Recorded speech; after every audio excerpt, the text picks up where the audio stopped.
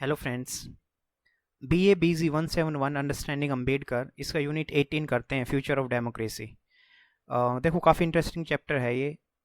Actual में क्या है, जब से चाइना डेवलप कर रहा है खुद को, तब से एक कहीं ना कहीं लोकतंत्र के सामने हमेशा ये डिबेट का एक मुद्दा बनता है कि लोकतंत्र सही मायने में अच्छा है या फिर इसमें कुछ प्रॉब्लम्स हैं।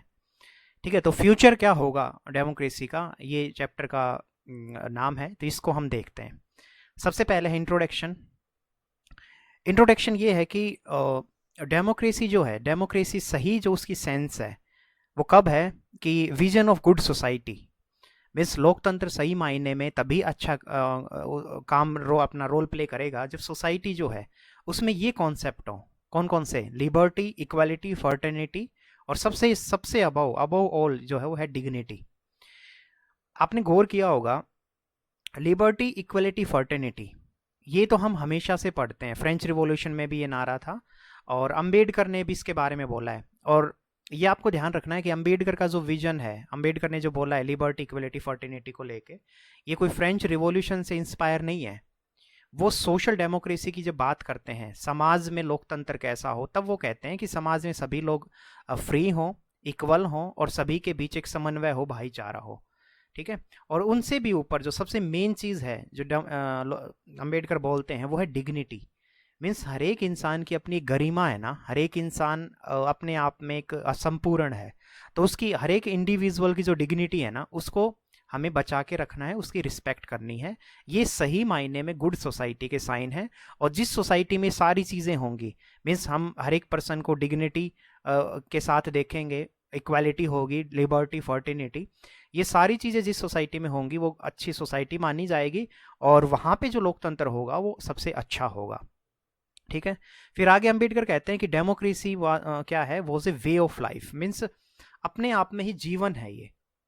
और जहाँ पे हम इसके लिए जो असेंशियल एलिमेंट हैं लोकतंत्र के लिए, वो same attitude of respect and reverence towards फिलोसमैन, मतलब कि आप अपने जो दोस्त हैं, अपने जो निकट जो भी लोग हैं, आप उनके प्रति रिस्पेक्ट रखें और उनको इक्वली ट्रीट करें। ये सबसे असेंशियल एलिमेंट है। तो जस्ट एक बेसिक चीज़ें थी ये तो इंट्रो में।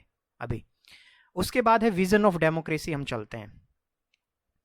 तो देखो, सबसे पहले एंशियंट ग्रीक जो था ना, वहाँ पे एथेनियन जो डेमोक्रेसी है वो एस्टेब्लिश की गई थी। मीन्स आप सिंपल समझो तो ग्रीक टाइम में डेमोक्रेसी सबसे पहले स्टार्ट हुई थी, लेकिन वो भी उतनी अच्छी डेमोक्रेसी नहीं थी। उसका कारण है, देखो यहाँ पे कंपैरिजन दे रखा है कि जो एथेंस की जो डेमोक्रेसी थी वो कैसे डिफरेंट है मॉडर्न डेमोक्रेसी से।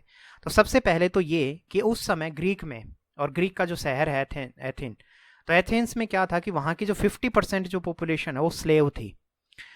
और प्लेटो के अकॉर्डिंग, ये हम पॉलिटिकल जो थ्योरी जब हम पढ़ते हैं तो वहाँ पे हम देखते हैं कि प्लेटो ने बोला था कि स्लेव को पहली चीज़, और इसके अलावा वुमेन को वहाँ पे अधिकार नहीं होगा गवर्नमेंट में या फिर पार्टिसिपेशन में। तो एथेनियन जो डेमोक्रेसी है उसको अगर मॉडर्न डेमोक्रेसी में अगर आपको ऐसे डिफरेंस करना हो, तो सबसे पहले आप एथेनियन डेमोक्रेसी की साइड लिखेंगे कि वहाँ पे 50% के करीब पॉपुलेशन जो थी वो स्लेव थी उस दौरान, और उनकी गवर्नमेंट में कोई भी जगह नहीं थी। और बचे फिर जो अदर पीपल, उन्हीं को सिविल और पॉलिटिकल जो राइट है एथेंस में वो उनको मिलते थे। दूसरी तरफ अगर हम बात करें इसके मॉडर्न डेमोक्रेसी में, तो आपको पता है मॉडर्न डेमोक्रेसी में सभी लोगों को इक्वल सिविल और पॉलिटिकल जो राइट हैं वो मिलते हैं। तो एक ये डिफरेंस हुआ। सेकंड पे हम चलते हैं, उसमें क्या है कि डेमोक्रेसी के भी ना रूप अलग अलग हैं समय के according. Means democracy even in the same country has not always been the same. जैसे इंग्लैंड में इसमें एग्जांपल दे रखा है कि इंग्लैंड में before and after the revolution 1688 से अगर पहले हम देखें और बाद में देखें, तो उसमें हमें वहाँ के इंग्लैंड के लोकतंत्र में भी अंतर दिखाई देगा। सेम डेमोक्रेसी जो फ्रांस में, फ्रांस रिवॉल्यूशन के बाद कैसे चेंज हुई, और क्या आज जो फ्रांस है उसमें वही डेमोक्रेसी है, तो आप कहेंगे नहीं। सेम इंडिया में हम बात करें कि 1947 से पहले जो भी चीज़ें थी क्या वो आज हैं, या फिर 1960-70s के दौरान जो चीज़ें, जो लोकतंत्र था, क्या वही स्वरूप आज भी लोकतंत्र का है, तो आप कहेंगे कि शायद नहीं। तो सिंपल है, यहाँ पे एक पॉइंट हमें ये समझ आ गया कि जब भी आप कंपैरिजन भी करें तो आप कहेंगे कि डेमोक्रेसी जो है ना वो सेम कंट्री की सेम हमेशा नहीं रहती है, over the period of time उसमें चेंजेस आते हैं। उसके बाद हम चलते हैं तो उसमें क्या है कि अंबेडकर जो थे वो बुद्धिज़्म से इंस्पायर थे, और उन्होंने कहा कि जो ये डेमोक्रेसी का जो कॉन्सेप्ट है ये न्यू नहीं है, एंशियंट इंडिया में हमारे यहाँ पे डेमोक्रेसी रही है। और वो जो रेफरेंस देते हैं वो देखते हैं सुक्ताज ओ महापरिनिब्बान। अब प्लीज़ इसको ध्यान रखें, ये घटना क्या है ये मैं आपको बता देता हूँ। जो कुशीनगर है वहाँ पे क्या होता है, महात्मा बुद्ध जो अपना शरीर छोड़ते हैं और उसी घटना को बोलते हैं महापरिनिब्बान। तो महापरिनिब्बान जो घटना होती है, जब वहाँ कुशीनगर के राजा को बताया जाता है कि महात्मा बुद्ध जो है वो अपना शरीर छोड़ गए, तब भी वहाँ पे क्या होता है ना, कुशीनगर में एक बिजनेस मीन्स पार्लियामेंट अपना वर्क आवर में बैठी थी, मीन्स पार्लियामेंट वहाँ सेशन चल रहा था। तो आज वाला जैसे तो पार्लियामेंट नहीं, लेकिन आप ऐसे समझ लो कि वहाँ पे संसद मीन्स राजा की सभा चल रही थी। तो वो सभा कंटिन्यू काम करती रही, ऐसा नहीं है कि जैसे वो खबर मिली तो उन्होंने काम करना बंद कर दिया। तो इस चीज़ को कोट करते हैं ये अम्बेडकर, सुक्ताज ऑफ महापरिनिब्बान, मतलब महापरिनिब्बान घटना है, और सुक्ताज मतलब सुक्ता उसमें क्या थे, जो श्लोक होते थे, मीन्स जिन घटनाओं का जिक्र किया जाता था उसको बोलते हैं सुक्ताज। तो एक घटना है ये, और उसको रेफरेंस में दे के अम्बेडकर कहते हैं कि एंशियंट टाइम में देखो कैसे एक जो पार्लियामेंट इंस्टीट्यूशंस है वो काम करते थे और बेहतर तरीके से काम करते थे। तो यहाँ पे आपको एक चीज़ समझ आ गई कि जो डेमोक्रेसी का जो कॉन्सेप्ट है वो न्यू हमारे लिए बिल्कुल नहीं है। आगे अम्बेडकर कुछ और रेफरेंस देते हैं, कहते हैं बुद्धिस्ट जो संघ थे ना, जैसे महात्मा बुद्ध के टाइम पे जब जैसे भिक्षु जिसको बनाया जाता था, और उनके जो रूल रेगुलेशन होते थे, या मान लो कोई निर्णय लेना होता, जैसे फॉर एग्जांपल कोई नया कपड़े से रिलेटेड कोई रूल बनाना है, या फिर कोई सोने से रिलेटेड कि भाई आपको ज़मीन पे ही सोना है, या फिर आपको भिक्षा में सिर्फ इतना ही एक टाइम भिक्षा के लिए जाना है, जो भी XYZ रूल बनेंगे संघ में बुद्ध के दौरान, तो वो भी क्या थे, देखो उसमें क्या है, बुद्धिस्ट संघाज है ballot papers which they cold साल पत्रिका ग्राहकाज।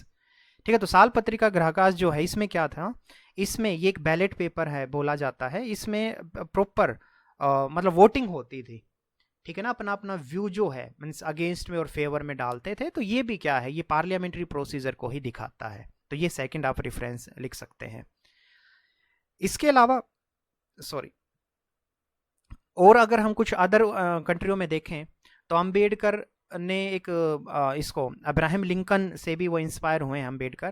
तो अम्बेडकर का जो विजन है डेमोक्रेसी का वो अब्राहम लिंकन से भी एक्सपायर है, और उनकी जो फेमस स्पीच है ये गेटुबर्ग स्पीच, ठीक है, उसमें उन्होंने बोला है, अब ये लिंकन ने बोला था कि government for of the people by the people and for the people. और आपको पता है ये फेमस नारा है अब्राहम लिंकन का, तो इससे इंस्पायर थे। इसके अलावा जो इंग्लिश कॉन्स्टिट्यूशन 1867 में जो बना द ब्रिटिश, उसमें एक ऐसे लिखा था, किसने, वोल्टर ने, ठीक है ना, वोल्टर बेगहोट ने एक ऐसे लिखा था, और उसमें भी उन्होंने एसेंस बता रखा है कि पार्लियामेंट जो डेमोक्रेसी उसका मतलब क्या है। तो पार्लियामेंट्री डेमोक्रेसी का मतलब ये है government by discussion, not by fisticuffs. अब इसको आप ध्यान रखें, यहाँ पे फिस्टिकफ्स का मतलब है कि लड़ाई झगड़ा, और जो एक कई बार कहते हैं ना कि हम सिर्फ विरोध इसलिए करते हैं क्योंकि वो सामने हमारे अपोजिशन में है, तो वो नहीं होना चाहिए।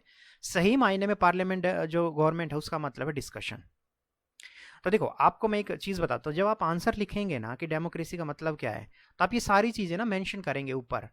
आप लिखेंगे कि जैसे आप कंपेयर कर सकते हैं कि पहली बात तो बेसिक चीज़ें लिखें कि डेमोक्रेसी का मतलब क्या होता है, फिर आप थोड़ा कंपेयर करा दें कि जो एथेंस की जो डेमोक्रेसी थी पहले एंशियंट टाइम में, वो कैसे मॉडर्न डेमोक्रेसी से भिन्न है।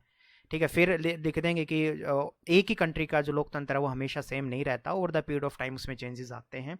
और फिर आप लिखेंगे कि अम्बेडकर किन किन चीज़ों से का रेफरेंस देते हैं, किन किन चीज़ों से वो इंस्पायर थे डेमोक्रेसी के वैल्यूज़ को लेके।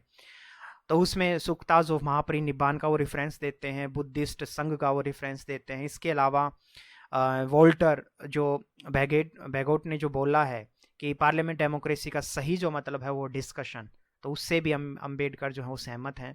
अब्राहम लिंकन का जो उन्होंने जो नारा दिया था, government of the people by the people for the people, उससे भी वो प्रभावित हैं। तो ये सारी चीज़ें आप जरूर लिखें लोग, क्योंकि अगर आप सिर्फ डेमोक्रेसी में लिखेंगे कि democracy means government elected by the people, तो ये तो 6th क्लास वाले स्टूडेंट लिखेंगे ये डेफिनेशन। तो आपको तो कंपेयर कराना है, क्योंकि आप यूनिवर्सिटी का एग्जाम दे रहे हैं, आप ग्रेजुएशन का एग्जाम दे रहे हैं, तो आपके आंसर में थोड़ी सी क्वालिटी जो है आपकी मैच्योर चीज़ें आपकी ज़्यादा दिखनी चाहिए। तो ये सारे पॉइंट आप जब मेंशन करेंगे डेमोक्रेसी से रिलेटेड अगर कोई क्वेश्चन आता है तो आपको बहुत बेहतर आंसर, मतलब सॉरी, आपको मार्क्स मिलेंगे।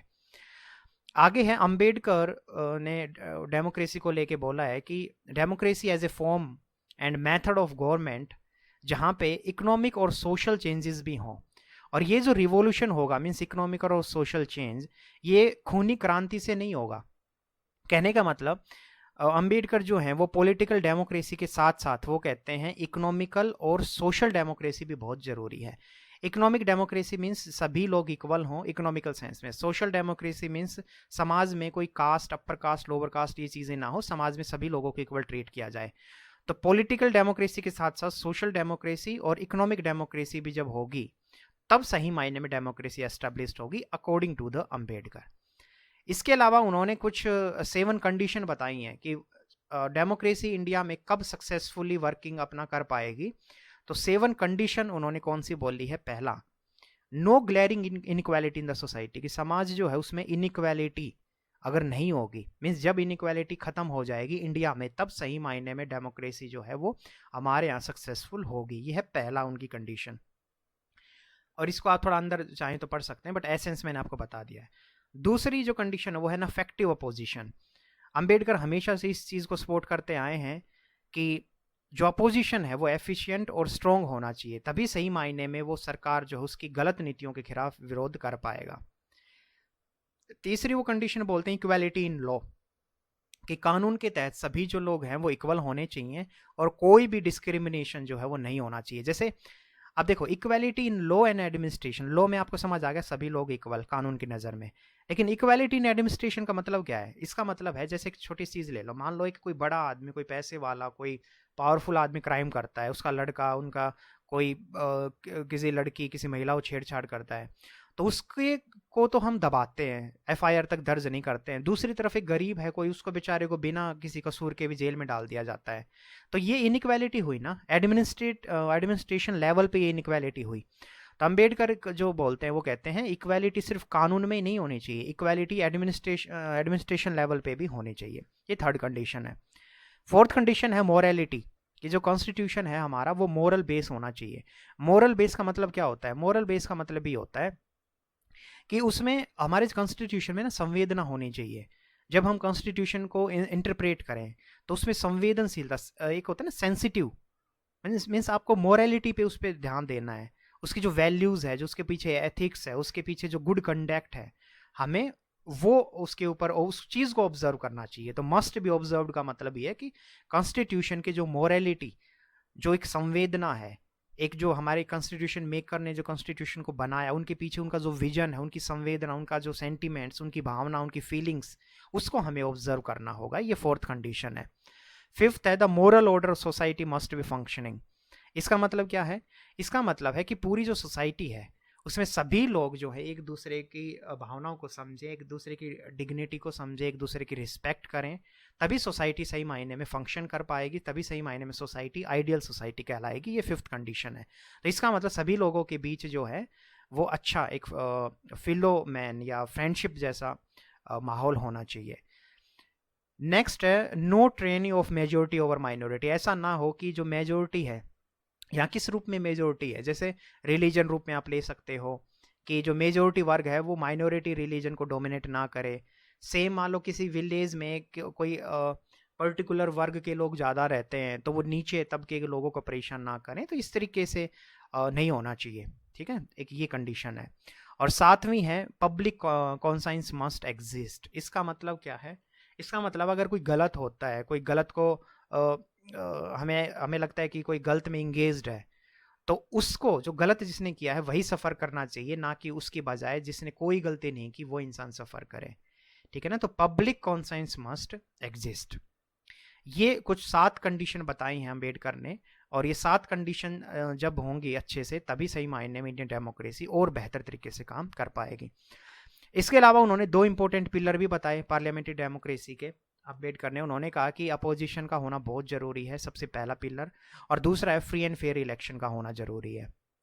ठीक है, तो दोनों चीज़ों को उन्होंने माना कि ये दोनों चीज़ें अगर जहाँ पे होंगी तो वो अफेक्टिव पार्लियामेंट्री डेमोक्रेसी के बनेगी, कहलाएगी।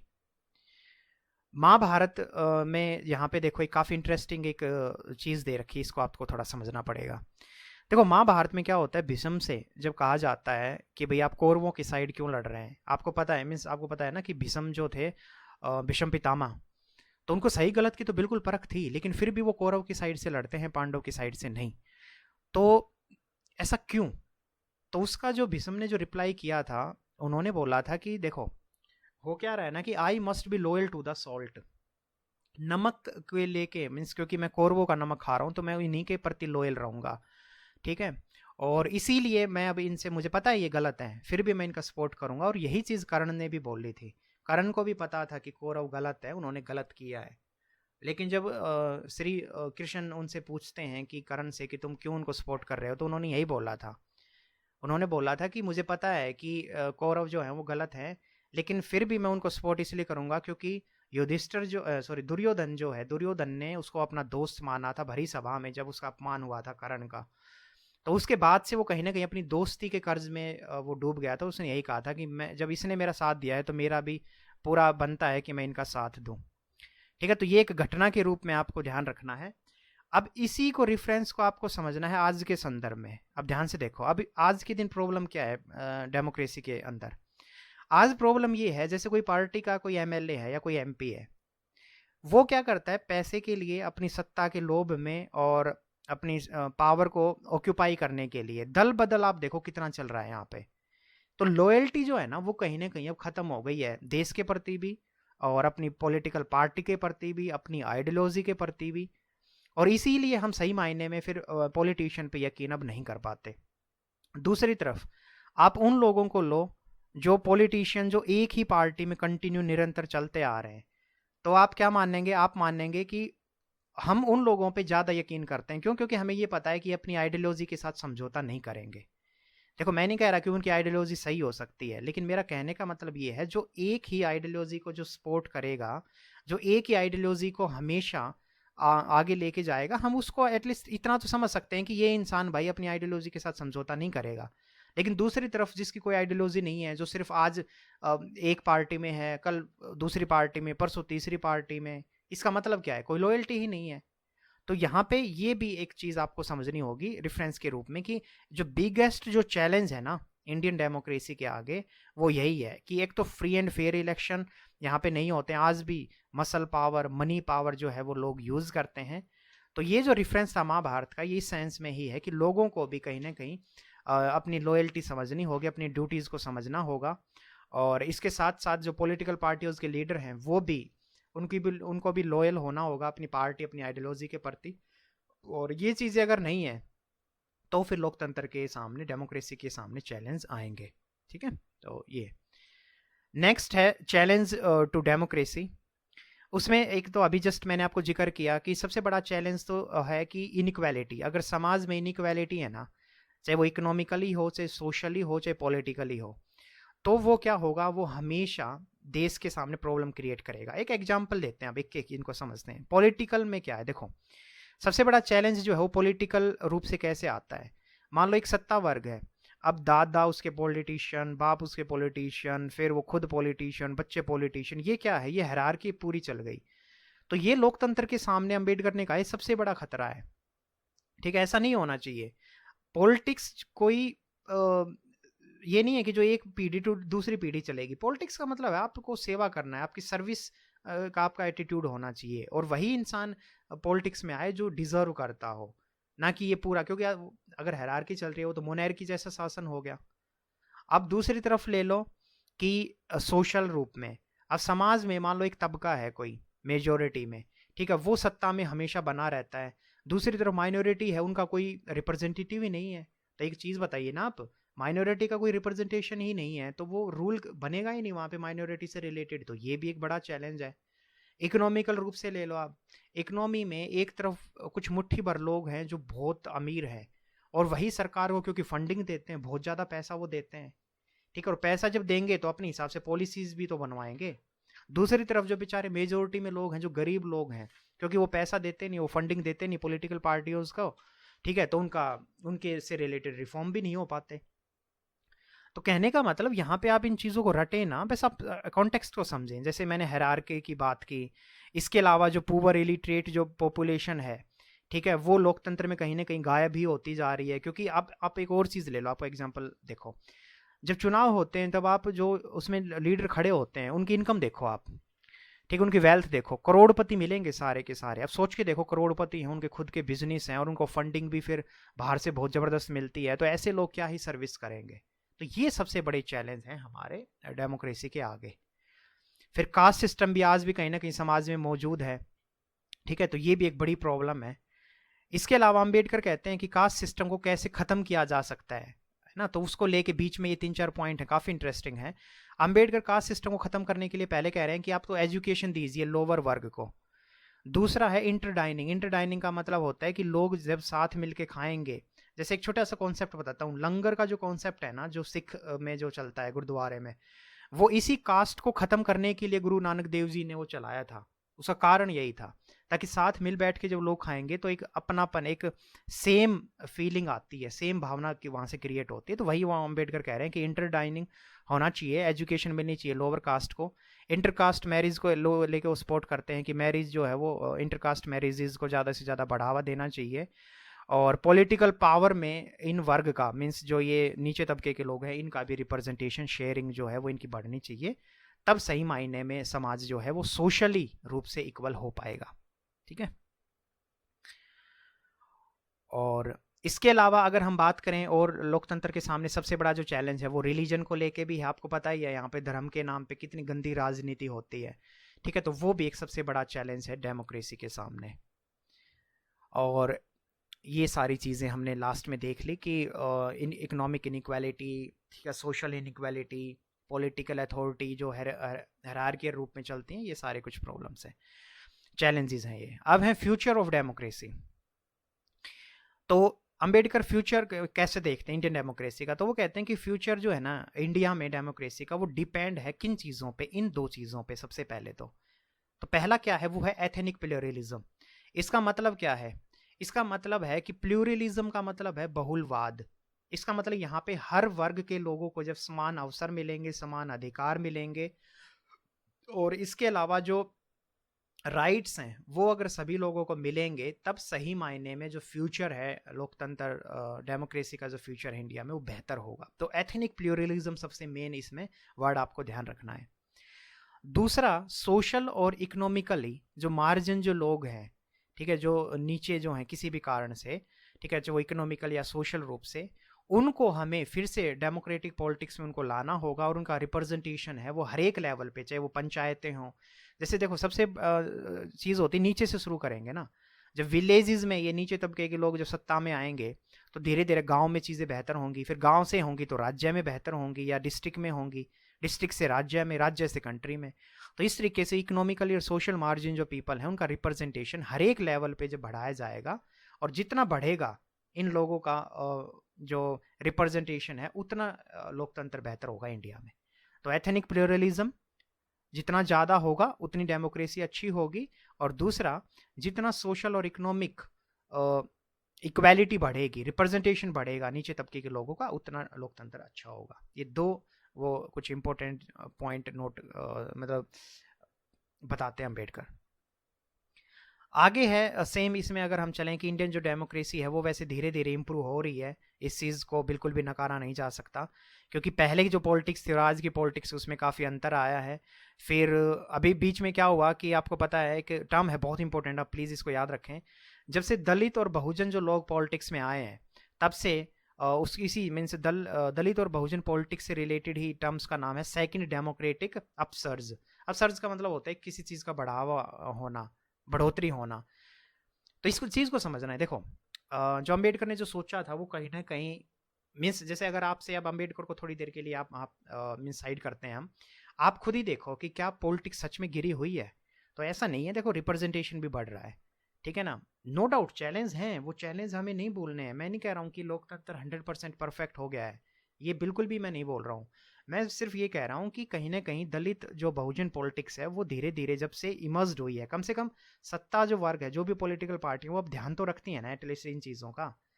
अभी आप ले लो, पहले हम किसी को भी किसी जाति सूचक शब्द से बोल देते थे, कमेंट कर देते थे, गाँव में तो थोड़ा बहुत आज भी हो जाता है, लेकिन अगर वो पुलिस तक या बात बढ़ जाए तो बहुत बड़ा हंगामा भी हो जाता है।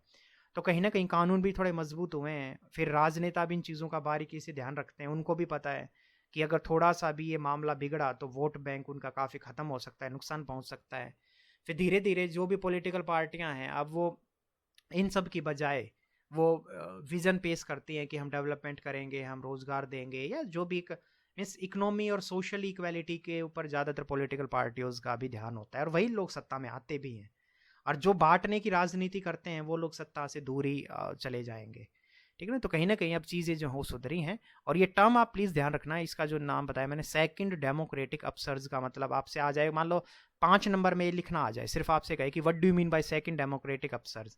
तो आप ये चीज़ें लिखेंगे कि जैसे-जैसे सोशल मूवमेंट इमर्ज्ड हुए इंडिया में आज़ादी के बाद, धीरे-धीरे फिर जो ये मूवमेंट थे, इसमें जो वुमेन थे, जो रिप्रेजेंटेटिव जो इसको मूवमेंट को लीड कर रहे थे जो लोग, वो अंबेडकर से प्रभावित हुए, और अदर जो लीडर्स थे जिन्होंने माइनॉरिटी या एससी एसटी इन लोगों के लिए जो काम किया है, तो इनसे प्रभावित होके मूवमेंट खड़े हुए इंडिया में। और ये जो मूवमेंट है इसमें पार्टिसिपेशन हुआ अंडर प्रिविलेज्ड लोगों का, दलित बैकवर्ड क्लासेस लोगों का। उसके बाद से राजनीति जो है उसमें दलित और बहुजन जो पॉलिटिक्स है वो इमर्ज्ड हुई, और इसी को बोलते हैं सेकंड डेमोक्रेटिक अपसर्ज। तो ऐसे आपको लिखना है उस 5 नंबर में। ठीक है। नेक्स्ट है अम्बेडकर जो हैं वो इकोनॉमिक डेमोक्रेसी की भी बात करते हैं। वो कहते हैं कि जो प्लानिंग है वो सेंट्रल प्लानिंग हो, मीन्स पूरे इंडिया के लिए बने। इसके अलावा एग्रीकल्चर जो है उसमें कलेक्टिवाइजेशन की वो बात करते हैं, मीन्स एग्रीकल्चर ऐसा ना हो कि कुछ लोगों की मुट्ठी भर लोगों के हाथों में ज़्यादा खेती हो, ज़मीन हो, ऐसा नहीं होना चाहिए। एग्रीकल्चर जो हो कलेक्टिव रूप से हो, और खेती जो हो कलेक्टिव रूप से ही की जाए। तो ये अम्बेडकर का व्यू है इकोनॉमी को लेके। और थर्ड जो उन्होंने कहा कि पब्लिक हेल्थ, एजुकेशन और जो की इंडस्ट्री, मतलब जो इंपॉर्टेंट इंडस्ट्री है वो सभी की सभी राज्य कंट्रोल करे, ना कि प्राइवेट प्लेयर्स। तो इकोनॉमी को लेके उनका जो विजन है वो 3 आप ये पॉइंट जरूर लिखें। ठीक है। तो इकोनॉमिक डेमोक्रेसी में उन्होंने क्या क्या बोला है, सेंट्रल प्लानिंग होनी चाहिए, एग्रीकल्चर को कलेक्टिव रूप से हम करें। कलेक्टिव, मैं इसको इस पॉइंट को फिर से बता देता हूँ, कई बार स्टूडेंट्स इसमें पजल होते हैं। देखो खेती क्या होती है, अभी क्या है, कुछ लोगों के पास तो बहुत ज़्यादा ज़मीन है, कुछ लोगों के पास ज़मीन बिल्कुल भी नहीं है, और कुछ लोगों के पास ज़मीन बहुत ही कम मात्रा में है। तो ये भी क्या है, लैंड का इनइक्वल डिस्ट्रीब्यूशन है। तो अम्बेडकर का ये जो सेकंड पॉइंट है ना, ये इसी चीज़ को रिलेट करता है कि जो पहली बात तो जो ज़मीन है ना उसका भी इक्वल डिस्ट्रीब्यूशन हो, मीन्स जिनके पास ज़मीन नहीं है ना उनको दी जाए। अब कहाँ से दी जाए, तो जिनके पास ज़्यादा है, ये चीज़। दूसरा, जो खेती हो वो कलेक्टिव रूप में हो। अब देखो, अब मान लो छोटे छोटे किसान हैं, अब कोई एक एक किसी के पास एक खेत है, ठीक है, वो अपनी खेती करता है, उसमें इतना ही उसका अन्न पैदा होता है कि उसके घर का गुजारा चले, और उसमें फिर आपको मेहनत भी बहुत लगती है, सारी मशीनरी सब कुछ चाहिए आपको। तो अम्बेडकर ने कहा है कि एग्रीकल्चर कलेक्टिव रूप से अगर होगी, मीन्स 10 लोग 20 लोग ऐसे कलेक्टिव रूप से जब खेती करेंगे, तो उसमें सबसे पहली बात तो खर्चा भी कम आएगा, मुनाफा भी उसमें ज़्यादा होगा, और वो फ़ायदेमंद भी है। तो इस चीज़ तरीके से आपको इस पॉइंट को समझना है। आगे उन्होंने बात की कि एलपीजी जो रिफॉर्म आए, लिबरलाइजेशन, प्राइवेटाइजेशन, ग्लोबलाइजेशन, उसके बाद से जो ये इंडियन इकोनॉमी जो है वो इमर्ज्ड हुई है, आपको पता है।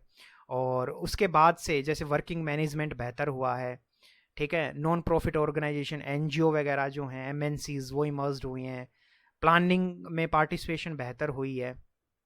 ठीक है। और ये कुछ चीज़ें हैं जो एलपीजी रिफॉर्म के बाद हमारे इंडियन इकोनॉमी में एक्सपेंड हुई हैं। ठीक है। और ये आप सभी को पता भी है। और लास्ट में है कि पॉलिटिकल जो डेमोक्रेसी है तब तक सही रूप में काम नहीं करेगी जब तक सोशल डेमोक्रेसी एस्टेब्लिश नहीं होगी। देखो, आप एक महल बनाना चाहते हैं, तो मान लो उस महल को बोला गया है पॉलिटिकल डेमोक्रेसी, तो वो महल तब तक नहीं बनेगा जब तक आप फाउंडेशन नहीं बनाएंगे। आप इस चीज़ को ऐसे समझना है ना। तो फाउंडेशन बहुत ज़रूरी होती है किसी भी चीज़ के लिए। तो अगर हमें पॉलिटिकल डेमोक्रेसी को बहुत पावरफुल बनाना है, तो उसके लिए जो फाउंडेशन है वो फाउंडेशन है सोशल डेमोक्रेसी। तो सोशल डेमोक्रेसी, इकोनॉमिकल डेमोक्रेसी, जब ये दोनों चीज़ें जब होंगी, तो उसके ऊपर जो हम पॉलिटिकल डेमोक्रेसी एस्टेब्लिश करेंगे वो रियल सही मायने में वो बेहतर होगी। ठीक है। तो ये है दोस्तों हमारा पूरा चैप्टर। आई होप आपको समझ आया होगा। आप इसको 2 बार सुन सकते हैं। अच्छे से मेहनत करें और हमेशा बड़े सपने देखें, लड़कियों की रिस्पेक्ट जरूर करें। Thank you so much.